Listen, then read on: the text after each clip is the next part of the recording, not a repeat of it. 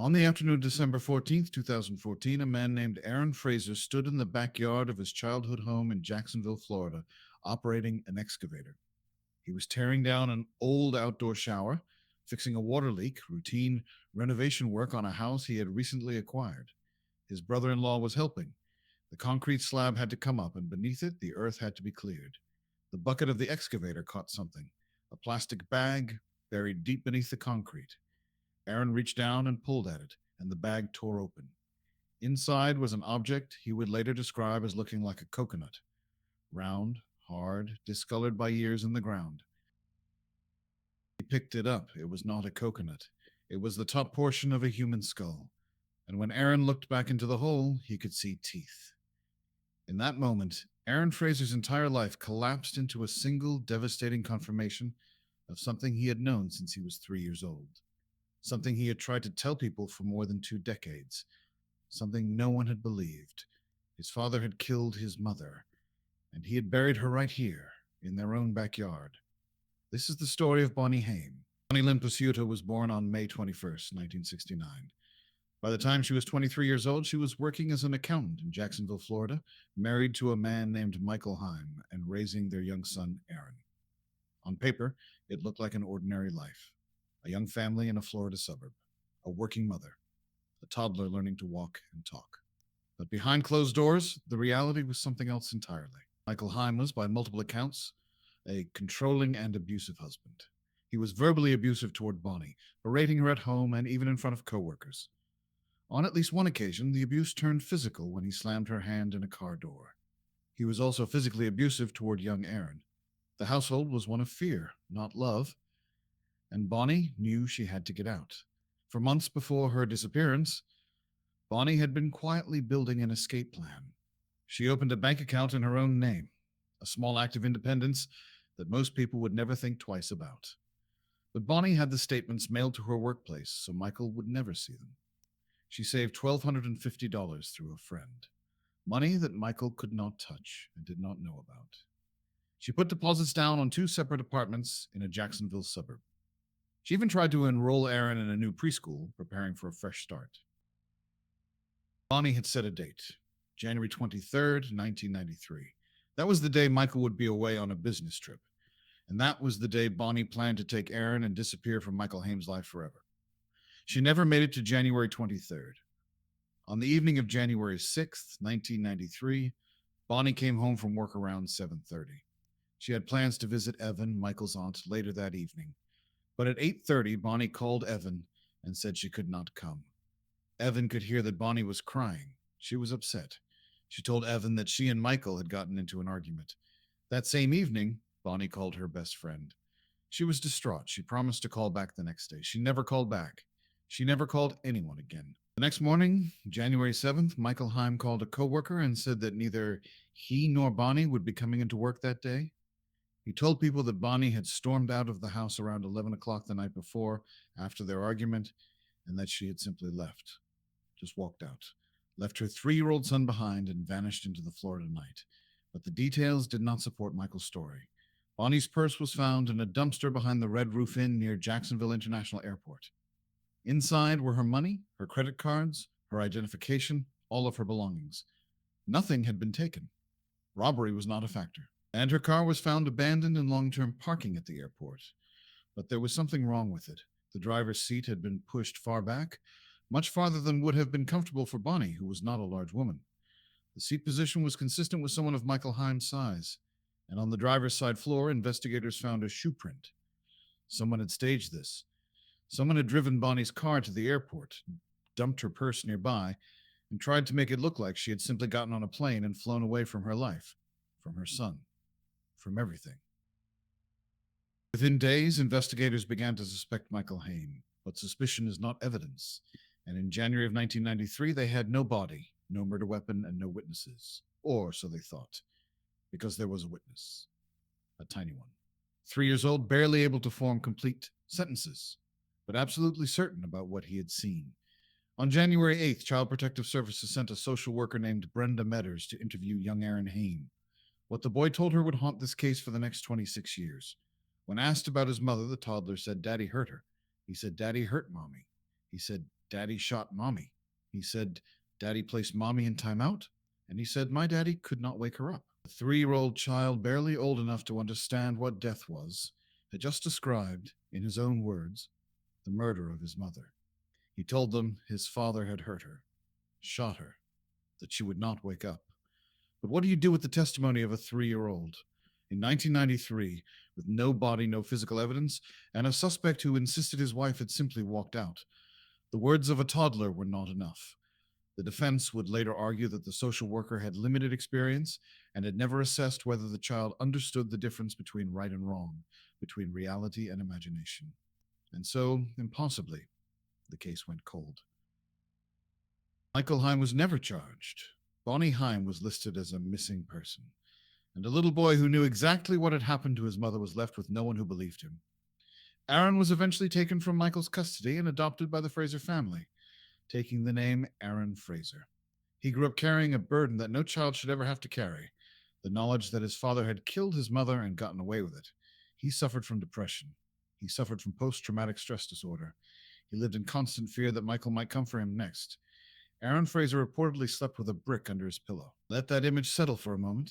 A boy sleeping with a brick under his pillow because the person he feared most in the world was his own father, and the thing his father had done was kill the person who was supposed to protect him. For 21 years, Bonnie Haim lay buried in the backyard of her own home. Seasons changed. Grass grew over the spot. Rain fell. The house passed through different hands. And beneath the concrete, beneath the outdoor shower that Michael had built, Bonnie's remains waited in silence.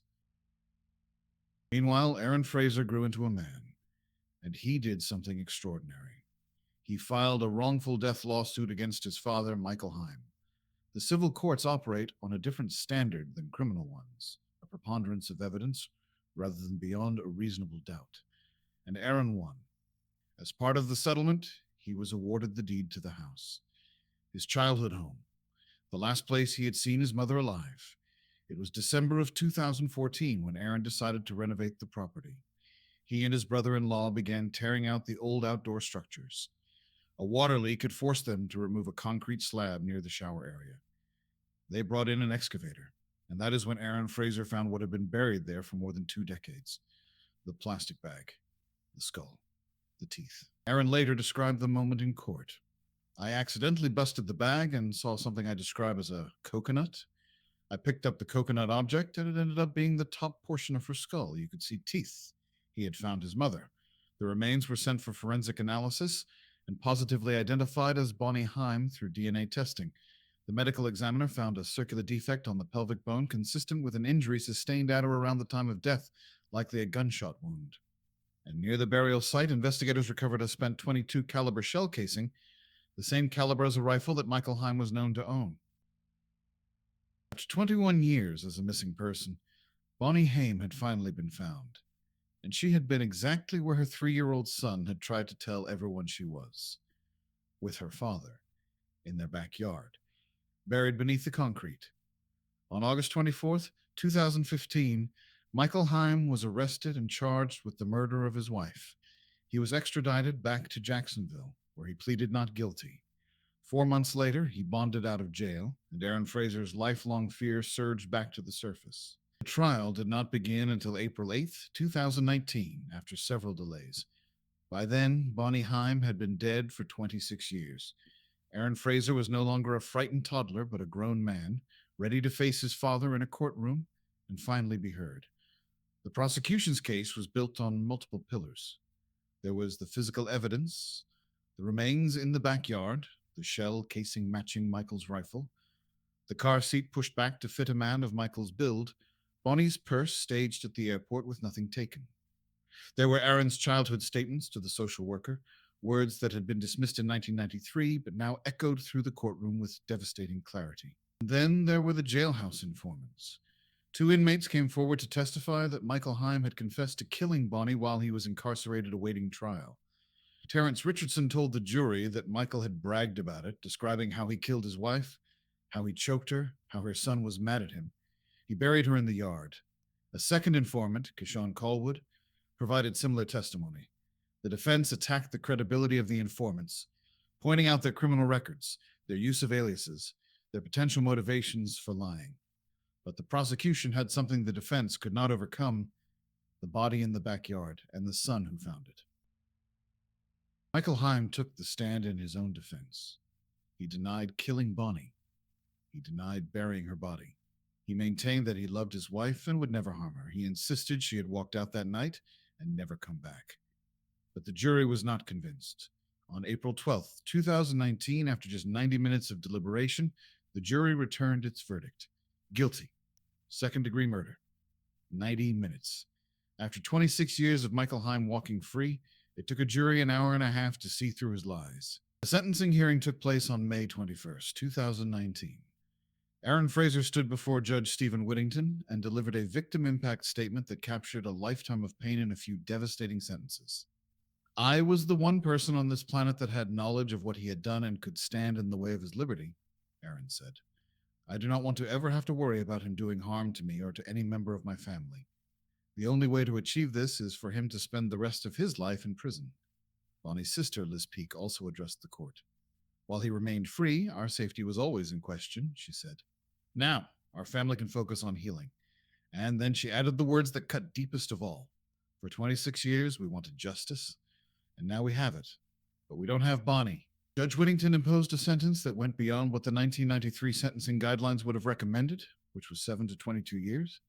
He cited Aaron Fraser's severe emotional trauma, his depression, his suicidal thoughts, and his persistent lifelong fear as justification for an upward departure from those guidelines. He sentenced Michael Haim to life in prison. State Attorney Melissa Nelson said simply, "Today the truth is laid bare." Michael Haim's attorney announced plans to appeal. In 2021, the appeals court upheld both the conviction and the life sentence. In 2023, Haim tried again, claiming ineffective counsel. That appeal also went nowhere. The case of Bonnie Haim is, at its core, a story about what happens when a child's voice goes unheard. Aaron Fraser was 3 years old when his mother was murdered. He was 3 years old when he told a social worker that his daddy had hurt his mommy, that his daddy had shot his mommy, that his daddy could not wake her up. He was 3 years old when the system heard his words and decided they were not enough. And so he carried that truth alone for 21 years, until he literally dug it up with his own hands. There is something almost mythic about the arc of this case. The son who knew the truth, the decades of silence, the house that held the secret, the excavator that finally broke through the concrete, a boy who grew into a man, who won his childhood home in a lawsuit, who tore up the backyard, and who found his mother's skull beneath the place where he used to play. Michael Haim killed his wife because she was going to leave him. He buried her in their backyard and told the world she had simply walked away. He staged her car at the airport. He dumped her purse in a dumpster. And then he went about his life for 26 years, free, while his son grew up haunted by what he had seen at the age of 3. Bonnie Haim was 23 years old. She was a mother who was trying to escape. She had saved money. She had found apartments. She had picked a date. She was 17 days away from freedom when Michael Haim took everything from her. She deserved to see her son grow up. She deserved to start over. She deserved the life she was so carefully, so secretly planning for herself and her boy. Instead, she was buried in her own backyard. And it was her son, the person she was trying to protect, who finally brought her home. If you found this story compelling, please subscribe to For Idle Ears. We cover cases like this every week, stories that deserve to be told, and victims who deserve to be remembered.